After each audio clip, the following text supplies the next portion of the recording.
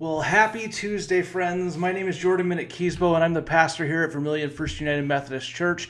And we're so glad you've taken time to join us for Talkback Tuesdays, whether you're watching that live or whether you are coming back to it at some point in the future. Today we're going to do things a little bit differently. I still don't know why you're watching. So if you want to drop a comment in here, let us know. Are you here for the weekly updates? Are you here for the continued conversations from Sunday? Because we want this to be a time and a space that is significant for those of you that are participating. And so today we're going to start with some updates around the church, and then we're going to go back to Sunday.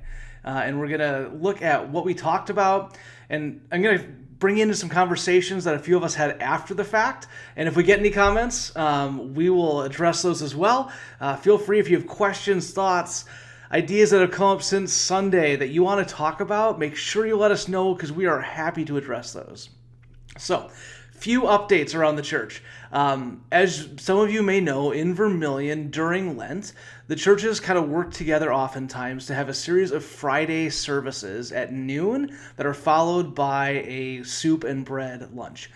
We this year are hosting on March 8th, and that will be the first Lent service and lunch. Friday noon here at our church, March 8th. The following weeks, there will be a few more, but wanted you to know for sure to mark your calendar for that so that you can come and be part of what we're doing. This week, it's the first Sunday of the month, and we all know what that means, right?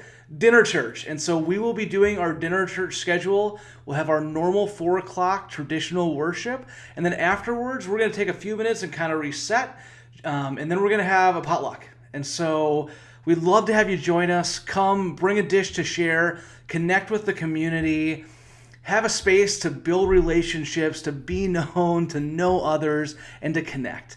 So much of our world these days is lived disconnected. We've got remote work, we've got social media, we have this online presence, but we don't have a whole lot of time together. And so the first Sunday of the month, we're taking time just to be together in person, to have face-to-face conversations, to get to know each other in different ways. And so we'd love to have you join us, even if you don't come for worship. Come on over around 5-ish for that community meal. Again, all are welcome. And when we say all, we mean all. So we'd love to have you join us. Bring a dish if you can. If not, still come, hang out, be part of this community. The other update that I wanted to share with you all, and some of you may or may not know this depending on how connected you are into our church, and yet I think it's important information to share. We have a district superintendent named Rebecca Treffs, who, if you joined us Sunday or if you watched, you saw Reverend Treffs share a message related to chapter 2 of Paul Chilcote's book. She has been our district superintendent for the past few years, and July 1, she is stepping down to take a different position within the conference. So she's going to be working with communication and some of these other tools to make sure that our messaging is all connected together. And we are so grateful for the work that Reverend Treffs has done over these past few years. We as a church have made some transitions, and a lot of those transitions would not have been made without her and her support, and her kind of working with me and our leadership team to kind of sense and discern where God is calling us to in these coming days. A little teaser, Easter egg, we've got some more stuff coming that I'm hoping to announce in the coming weeks. We're not quite there yet, but Reverend Treffs also played a huge role in getting some new things that are going to be coming in the next year launched for our church. So, she is stepping down. Yesterday, we got an email that we have a new district superintendent who will be starting July 1st. His name is Brandon Vetter. He currently serves at Legacy UMC in Bismarck, North Dakota. Prior to that, he was the campus pastor at Dakota Wesleyan University. So for us in a college town, there's some really good connections there. Brandon knows what it is to be involved and to care for college students, so we're excited about that piece. And he also started a church called Fusion, which if you are really connected in here and know who I am, you'll know that Fusion was the church I served prior to and for the first year alongside with Vermilion First United Methodist Church. So Brandon and his family will be making some transitions in these coming months. Super excited to work with Brandon.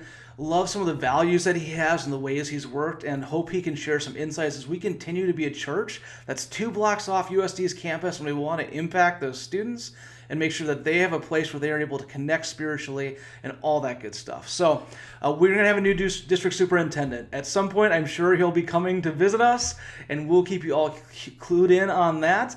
But we're excited and super lots of anticipation about what God is going to do in this next season of leadership. Very grateful for everything that Rebecca has done and the ways that she has walked with this church, and we have eager anticipation towards what God is going to do in our community as we work with Brandon, who brings a lot of great gifts, some different, some similar, but someone who I know is going to help us as we try and be the church God is calling us to be. So, some changes, not necessarily at the local level, but as part of our larger conversation with our United Methodist Church. United Women in Faith has a meeting this Thursday. And so if you want to be part of United Women in Faith, this is a group of women previously known as United Methodist Women, UMW. They are going to meet Thursday after Social Justice Choir. If you are a woman and want to connect and be part of what that amazing group is doing, we'd invite you to come and be part of that. As I mentioned, Social Justice Choir. Thursday nights at 5:30, we have our Social Justice Choir. This is a chance to connect, to sing. Again, and I've said this a few times, and Chris hasn't scolded me yet. It doesn't matter if you're good or not. That's not the point of what this group is. It's a chance to use your voice, to make a joyful noise, and to connect with others in the community. Being part of this has no Sunday commitment. And so if you like to sing, want a community to plug into, but can't commit to being there on Sundays, this is a great opportunity. They do a showcase choir later in the spring. That is always a great time. And this semester, I believe, and I may need to revise this next week, they are singing songs related to mental health concerns. So if you want a community, if you like to sing or just want to be around people, Thursdays at 5:30. And then for the women in our midst, stick around for United Women in Faith.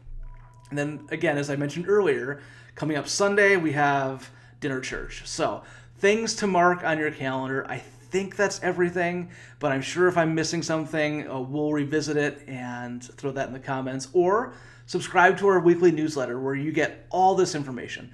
Those emails come out Fridays. We're not going to fill your inbox with a lot of junk. At this point, we're doing one email a week. When we get back to the Turning the Gem series, we do also send out a Monday email that includes the scripture references. So you can sign up on our website, or if you can't find that, drop a comment here and I'll be happy to reach out to you and make sure you're plugged in that way. So that's the details part of this.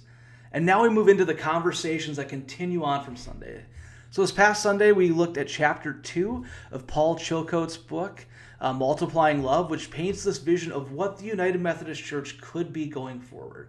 What it might look like for us in this next season, post this time of tension, of separations, of disaffiliations that has been really challenging. But with that comes an opportunity for us to say, all right, now, who is God calling us to be, and how can we best live out our United Methodist mission to make disciples of Jesus Christ for the transformation of the world? And in this conversation this past week, Chilcote talks about the significance of love. And we looked at a passage that you've probably heard if you've ever been to a wedding, right? We looked at this love passage, which talks about love as patient, as kind, as keeps no records of wrong, as not putting up with injustice, but seeking, loving and seeking the truth. And we had this really fruitful conversation about kind of the complexities that come with this passage, right? Because some of these things at times could be seen as contradicting, right? So how do we accept and embrace and put up while also seeking truth? And one of the things we talked about was this idea of justice and how truth and justice go hand in hand. We talked about how for much of this past season of American life, the conversation around truth has been challenging, how it's been tricky. And yet we still have this call as followers of Jesus to truth. At times, churches like ours that are inclusive of all people have been pushed by folks who share different understandings about us not being true to the word of Jesus.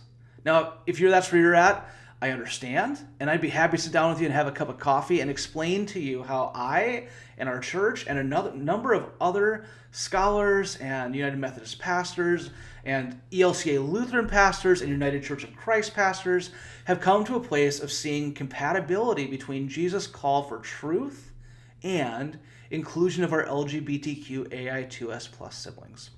And afterwards, after church, we had a great conversation. A few of us stuck around and talked about a play that was happening on campus and this different perspective it brought of non-Western storytelling and how truth through different lenses can be different but also the same, and this complicated nature of truth. And I shared this story. I used to teach at a college in Pennsylvania before my family and I moved back to South Dakota.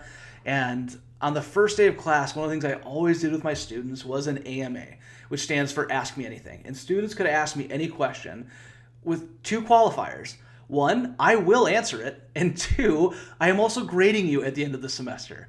And so we always got these really fascinating conversations. And the first time I taught this class, I had a student who looked at me and said, "Do you believe there's ultimate universal truth?" And I was totally blown away because this is the first day of an intro to the Bible class, and my students are pulling out the big questions right off the bat. And so I kind of paused and I told him, I think the reality of our existence is rooted in this interaction between creator and creation, and our ability to fully understand creator as the created is always going to be incomplete. And so do I believe that there is universal truth? I do. I also know that us as finite human beings interacting with the infinite may not always have the ability to fully understand what God is doing, what God is saying to us, what God is saying to others, until one day we come face to face with the divine. Which presents some big challenges for us, right? How do we cling to truth?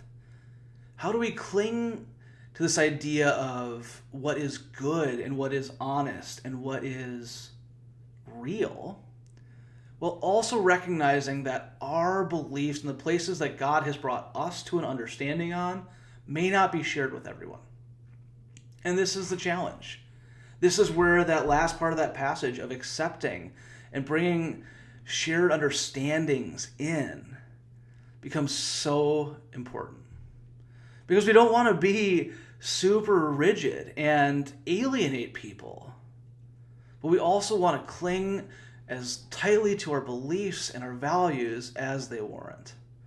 And so this becomes the conversation that we have to have. And afterwards on Sunday, we stuck around, 4 of us, and had a really great conversation. So if you join us for church on Sunday in person, which you're always welcome to do, don't feel the need to rush out. Hang out, stick around, converse, because this is what we're trying to do as a church.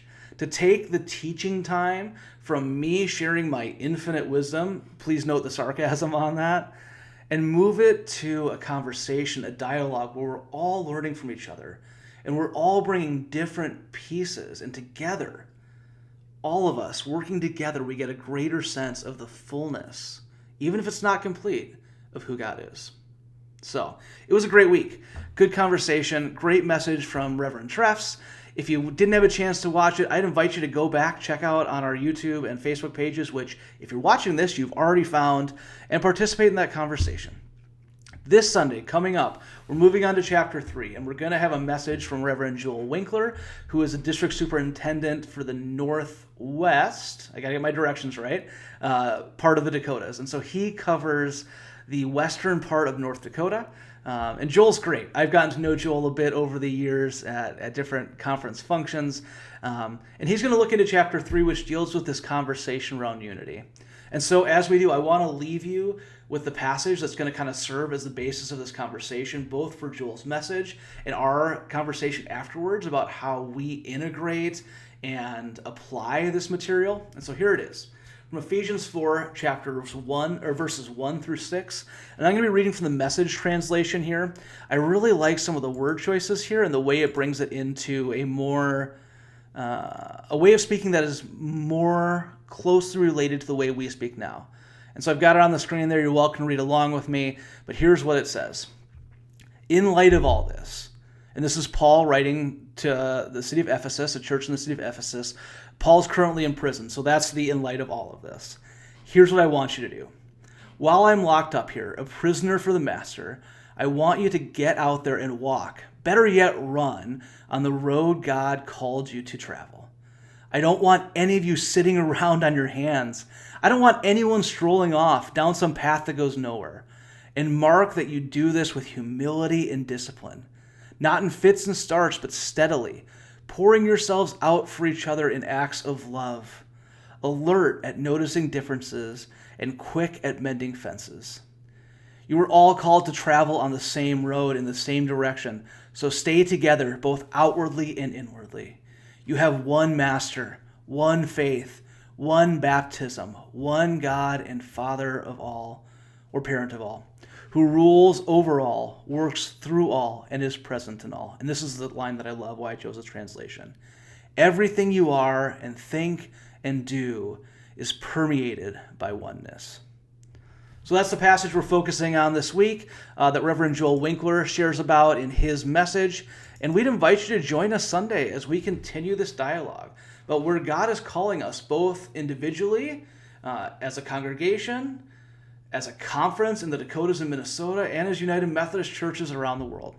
It's going to be a good conversation. It's not going to be an easy conversation, but it's one worth having. So we'd invite you to join us. Thanks, and we'll see you next week.